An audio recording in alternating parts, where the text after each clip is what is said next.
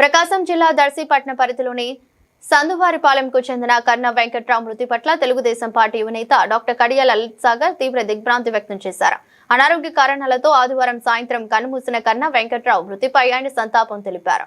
దర్శిపట్న TDP నాయకులు కర్ణ శ్రీను సోదరుడిపై కర్ణ వెంకట్రావు మృతి వార్త తెలుసుకున్న డాక్టర్ కడియాల లలిత్ సాగర్ సోమవారం ఉదయం సందువారిపాలెంలోని వారి నివాసానికి చేరుకుని పార్థివ దేహానికి నివాళులర్పించారు. అనంతరం కుటుంబ సభ్యులను పరామర్శించి ప్రగాఢ సానుభూతి తెలిపారు. ఈ సందర్భంగా కర్ణ వెంకట్రావు కుటుంబానికి భగవంతుడు మనోధైర్యాన్ని ప్రసాదించాలని కోరుకున్నారు. ఈ కార్యక్రమంలో దర్శిపట్న టీడీపీ నాయకులు పుల్లల చెరువు సత్యనారాయణ, దొనకొండ టీడీపీ నాయకులు నాగులపాటి శివకోటేశ్వరరావు, సుబ్బయ్య, గోపు వెంకటేశ్వర్లు, ఎస్పీ రామయ్య, సందు పెద్దన్న, సందు నరేష్, సందువారిపాలెం టీడీపీ నాయకులు, పార్టీ కార్యకర్తలు పాల్గొన్నారు.